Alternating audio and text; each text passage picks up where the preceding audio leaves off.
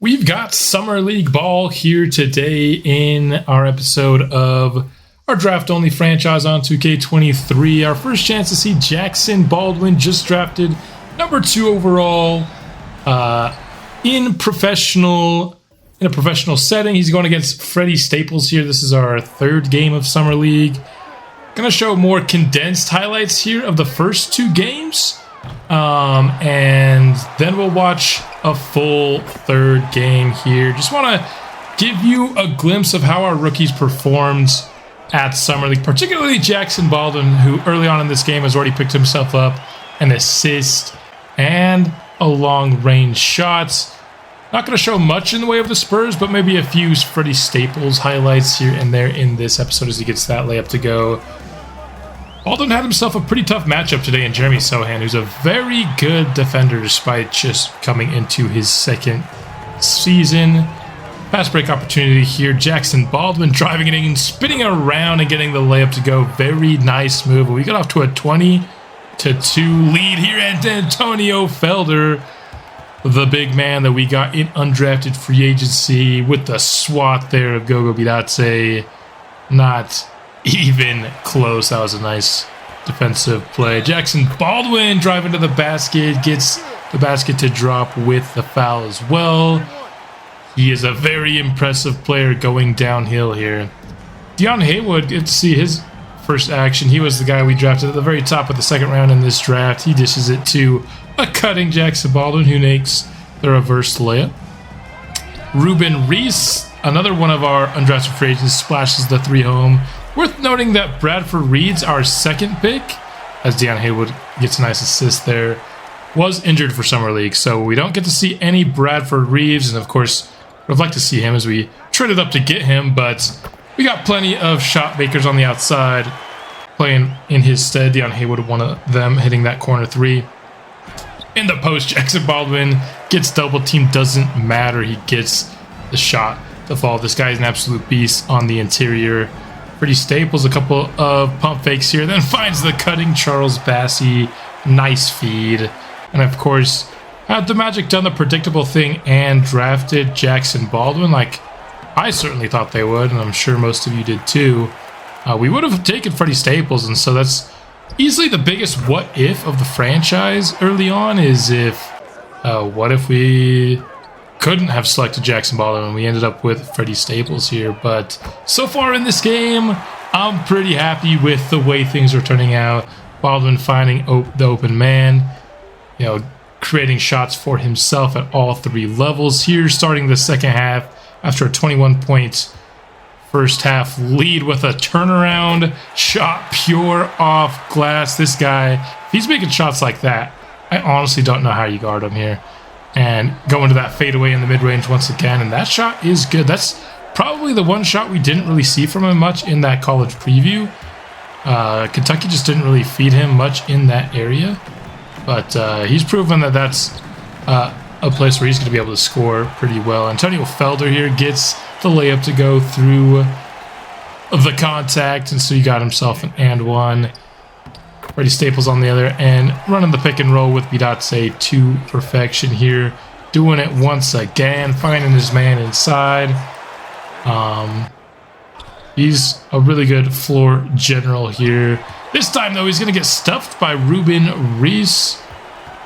And some nice defense there from our undrafted free agent. Freddie Staples continues to distribute here in the third quarter for San Antonio. Reese, that's good from 3. He's got that A+ 3-point shot. We got a lot of 3-point shooters in this offseason, which was really important because we were a terrible shooting team. We got A+ Ruben Reese, A+ Bradford Reeves, and A 3-point shooting from Deon Haywood. We definitely improved our ability to hit the long-range shot. This time, Baldwin is going to feed Kelly Hendricks, who was the other center we were debating signing between him and Antonio Felder. I ended up signing him to our Summer League roster. I actually really liked what I saw from him in this Summer League, as we would end up simulating the rest of this game and getting a second game here in against the Portland Trail Blazers. But as I was saying with Kelly Hendricks, I wanted to offer him a 2-way contract after Summer League because I liked what I saw from him, but he got signed elsewhere. I really wish this game would allow you to sign the guys that you had on your Summer League roster to 2 ways before they gave the chance to the CPU to sign them, because I would have wanted to keep Kelly Hendricks. Instead, since he didn't make the team, I'm not really highlighting too much of him today. Some nice defense is going to lead to a transition 3 here, assist from Jackson Baldwin. And once again in transition, the reverse layup plus the foul. Jackson Baldwin going downhill. It's a very apt comparison that our friend had for us in episode 2, comparing him to Giannis and calling him the Creek Freak. I mean, just watching him drive to the basket or post up was a beauty, but then he'd also make the occasional three-pointer like we just saw there. This time feeds it inside to Antonio Felder, who really, really impressed me in this Summer League, particularly defensively. He was awesome. Some more defensive highlights coming up later in this video here, but right now, the two-man game between Baldwin and Felder was working, and then Dion Haywood. This is a shot, as we see 2 threes in a row here from him. This guy's got a shot that I really like. I think he gets good lift on it, has a pretty quick release, and first quarter winding down, Ruben Reese gets that bucket to go. The second unit really went through him in this second game, resulting in a little bit less efficiency, but he did show some shot creation chops here in this second game. But, of course, the most impressive man is Jackson Baldwin, who just straight up was unguardable here in this Summer League. I will say something that you're not seeing here in these little highlight clips is he does have a tendency to have maybe not the best shot selection at times. He'll take some ill-advised off-the-dribble perimeter shots. But for the most part, I mean, that's probably the only hole you could poke in his game. Like when he was getting catch-and-shoot opportunities like that, his outside shot was falling. He was a little bit too shot happy on the perimeter. But then again, that's like a few times a game. Most of his shots, I think, are good selections here. But here you're seeing just how improved our perimeter shooting could be, as we've got Ruben Reese and Dion Haywood just hitting shot after shot, giving us a 15-point lead here heading into halftime. Now into the third quarter, there's some more of that defense I was talking about with Antonio Felder. The man was awesome. You're getting buckets on the other end as well. I really liked what I saw from the pick and roll game between Baldwin and Felder, and I'm excited to see Baldwin run it with Jalen Duren, who was probably the one player who I wouldn't have minded to see here in Summer League, but he won Rookie of the Year, so I'm not mad that he sat out as Baldwin gets this double clutch layup with the contact to fall. Wofford not happy with it, but there we see some more perimeter shooting from Baldwin. He was getting it going from all 3 levels in this game. This second game, he was incredible. Dion Haywood gets that shot up quickly from the corner. It will drop for him, and our lead is 30. Ruben Reese in transition, the hoop and the harm. He'll earn himself an and one opportunity, and much like in the first game, we wouldn't even need to really see the fourth quarter of this game, because after this shot, we've got ourselves a 35-point lead, and so we would end up simulating out. We'd score 124 points once again, but eventually we'd get to the championship. Now, this is the game that we're going to watch in full. Both teams 7-0 through the entirety of Summer League, and look at this Magic roster. 4 guys at 80+ in their starting lineup. I took a look at their full roster, and they have 9 guys that are 80 overall or higher, which is nutty. That's got to be the deepest roster in the league by a mile. But let's go ahead and take a look at this game. Well, we will be watching, clips from both sides, much like you'd see from, a regular episode. We will be focusing just on the guys who are like NBA level talents, though, for these clips. But Mirko Petrovic, the guy that the Magic took over Baldwin surprisingly in last episode, gets himself the hoop and the harm to start off this episode. Just took him 15 seconds to get his scoring going. Baldwin, though, getting involved in the game with the assist there on our first possession. Now he's got himself an isolation opportunity against Washington. Don't know why he stopped there. I thought he had, the leverage, but he gets the bucket regardless, so no complaints from me. He was guarded by Herbert Jones for the majority of this game. He got that hook shot to go, but that was a shot that he took a ton in this game, and I think that was the only time he made it. I don't know why he never shot the hook shot in either of the 2 games that you saw here. I also just watched another game off camera. He only was taking them here, and I don't know why he just started suddenly taking them, because he was not making them. Here he gets the assist to Christian Braun. Alley-oop attempt goes wrong towards Jalen Suggs, but Paolo Banchero able to clean it up and put it back in. Baldwin here against Herb Jones. Does a nice job finding Antonio Felder inside, who slams it over Mirko Petrovic. Jalen Suggs, little step back, pump fake, and he gets that to go for Christian Braun. Magic up to 10 points on the day. And now he's cutting inside, gets a nice feed, and finish is through that one. A nice play by Orlando. Banchero, he gets the feed in the post, and he gets that turnaround shot to go. The one shot that we just couldn't get Jackson Baldwin to hit consistently in this game. But Suggs getting a lot of action on these cutter plays early on.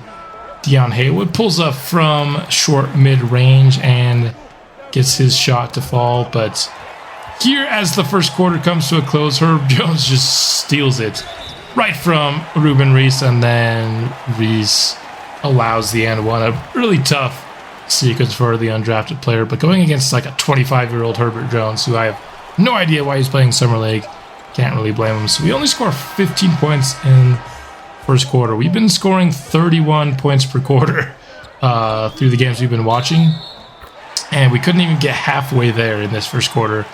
The defense from Orlando is really, really good from this Summer League team. Ruben Reese, though, gets the scoring going in the second quarter with the N1. Now trying to pull it from deep, but that shot's no good. Caleb Houston going the other way. His transition buckets is off glass and pure. Baldwin checks back in here. Feeds to Antonio Felder, who, rolling, gets the little pull-up shots to fall pure for him. Banchero, guarded well by Jackson Baldwin, allows for the help defense of Antonio Felder to swat that shot away. More defensive highlights from the man who was very, very impressive. Braun there gets his three-point shot to go. Banchero, he's driving in, and Felder stuffs his shot again. This guy is a really good defensive center, and I think he's going to be a good backup center for us. Banchero looked like a little bit of a glitch there because he was getting defended well, but then ends up finding himself an open shot. Felder offensively gets the board and gets the putback to go. That was a tough shot. Surprised he made that one. Banchero blew by Felder on the other end, though, to get the basket, tying us up at 31 apiece. Offense really grinding to a halt here in the second quarter, so sometimes you just got to put the ball in the hands of your star and let him draw a couple of free throws.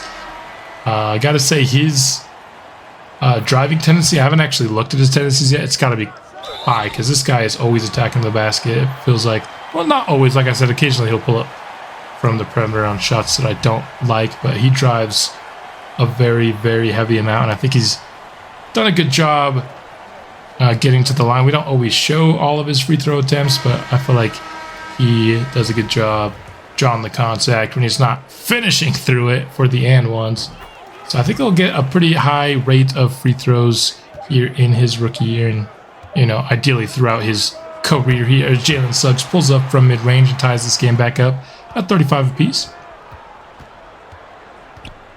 Herb Jones gets the feed inside. He's got Ruben Reese on him, but that does not matter as his shot will fall. Deion Haywood, he is isolating, and the floater, he's down for him. We've got a 3-point lead here. Orlando trying to tie it up before halftime. That shot is no good, so 40-37 will be your halftime score. Much better job scoring in the second. Still below our average, but better than we did in the first quarter for sure. Jalen Suggs here. He finds himself open from three and gets it to fall. Tie us up early in the third. Here, the bronze shot was off the mark, and in transition, Suggs finds himself open from 3 again and hits it once more. He was feeling it from deep. He's a very inconsistent shooter, but hey, inconsistent means sometimes you're feeling it here as Baldwin gets that inside shot to fall for him. This time, I swear this play, like, more than half the time ends up in a near turnover.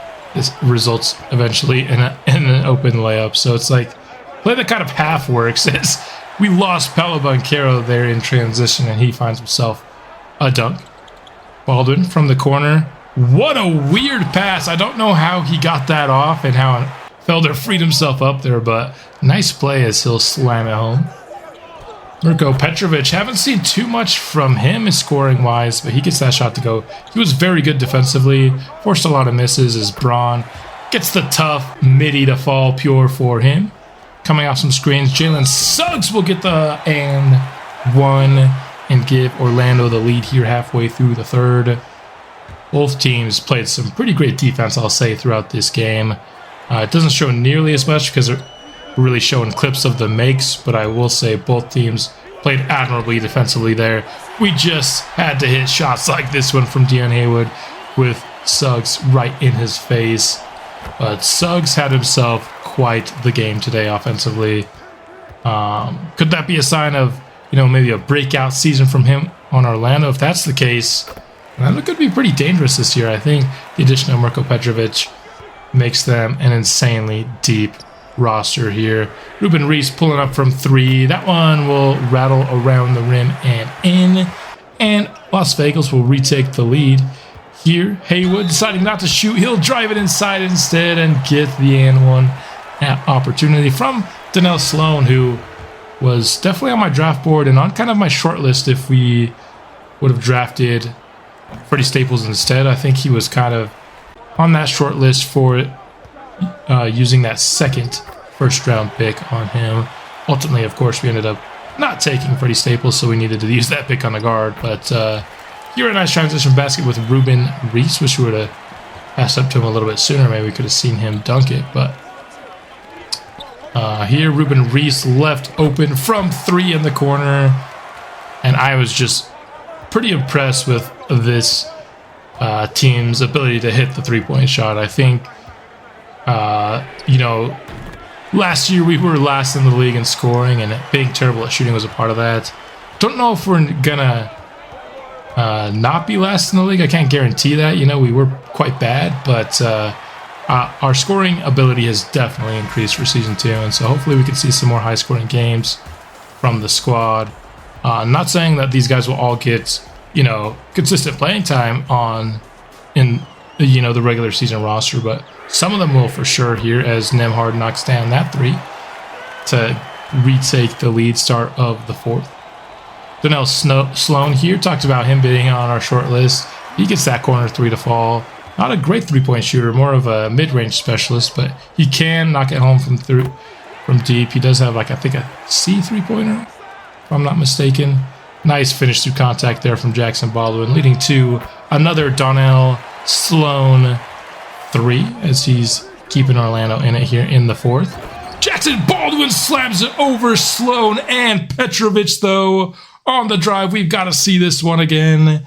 Close game in the fourth, Summer League Championship, and Baldwin's just slamming it over 2 Orlando defenders, including the one guy that got drafted over him. I think he probably wanted to go first in this class like he was projected to. There he gets the mid-range shot to go. You can't leave this guy open for the mid-range. He's hitting the tough mid-range shots. Imagine when you give him the wide-open ones. And as Sloan was guarding him here in the fourth, he started to heat up quite a bit. It's a lot easier, scoring on Donnell Sloan than it is Herb Jones. And that's not even necessarily a slight on Donnell Sloan, more just respect to how well Herb Jones defended him in this game. But here, Paolo Banchero able to take it to Baldwin a little bit, use that strength to get off a nice shot. On the other end, though, Paolo Banchero is going to foul E.J. Liddell. Nice feed from Baldwin. And the and one would be successful. So we've got ourselves a 7-point lead here. 3 minutes remaining. Magic with the ball. They find an open shot for Jalen Suggs. And like I said, this guy was hot all night shooting. He's going to hit that one as well. Baldwin, he's got that Gatorade symbol. He's been carrying the offense here in the second half. Gets that mid-range shot to go. Very impressed with Baldwin's ability to score in multiple ways. Every way except the hook shot. But Petrovic driving from the top of the key all the way into the paint there, drawing the foul. Proves just how versatile of a center he is. Not going to say he's like Jokic or anything, but he is a guy who can handle and pass. And you can run an offense through him more than you can most any center. Maybe more like a Joel Embiid, maybe, offensively. But I think Orlando's going to be really happy with Mirko Petrovic. Really good defensively. And here late in the game, he decides to start turning on the scoring. This time, he will get it through for the and one, which he will convert. And Orlando's right back in it. We just had a 7-point lead. But now here with this possession, Washington pulls it from the mid-range and knocks it down. Our lead is gone just like that. Baldwin trying to keep us in this game. Gets that very tough layup to fall. We've got the lead back. Petrovic isolating against Felder. Finds Suggs cutting and he gets it to go. Braun fell asleep. You can't do that here, man, in the late game. Baldwin. He finds a wide open Liddell. Corner three. No, it will not fall. That would have been a huge shot for us. Instead, Orlando has a chance to take a multi-possession lead. They're going to do a terrible attempt at an alley-oop, and then they get rewarded for it with getting in the and one instead. You've got to be kidding me. How is the game rewarding terrible pass like that, dude? Now they have a 2-possession lead. Baldwin trying to keep us in it here. He's going to pull up from the mid-range. It goes down. Wouldn't have minded him going all the way to the rim there, but hey, result was as good as it needed to be. This time, Baldwin showing some nice help defense, forcing the Petrovic miss. We got a chance to tie. Gatorade symbol back on Baldwin here. What can we come up with? Gonna get the pick from Felder. And he's gonna pull up from mid-range. He's been hot from there all night long, but that one's not gonna fall. So we're gonna have to start playing the foul game. Banchero would go 2 for 2. This is our last chance to really stay in this game. Reese, corner three up, and it drops pure. Back to a 1-score game. Can we get the steal here on the inbounds? And no, they'll get it in cleanly. Suggs will be fouled here by Reese. He goes 2 for 2 from the line. So with 10 seconds left, we've got a chance to tie. Baldwin gets it, and it's draws back iron. And so Orlando would win the Summer League Championship. It was an awesome game. Baldwin was very clutch down the stretch, just couldn't get those last 2 to fall. He was the only reason we were even in it, though. Jalen Suggs wins player of the game. He was very good throughout. Baldwin, 24 points on 23 shots, was definitely his least efficient game and probably his worst shot selection-wise. Just so many of those, I know I've said it a few times now, but those hook shots, he can't make them. Haywood didn't have his range. Nemhard was very disappointing, just 1 for 5. And just a little bit more like shot selection that we usually see from Baldwin instead of what he showed us today might have been enough to come away with the victory. But either way, very exciting Summer League. And now it's time to wrap up the offseason. Get prepared for Season 2 here. Going to auto-generate this rookie class. And then here we are, ready for Season 2. We'll take on the Jazz in our first game. They signed the biggest free agent of the offseason in Kyrie Irving, so that'll be a fun opening night game. That's all I've got for this episode. I'll be back soon with another, and I will see you then.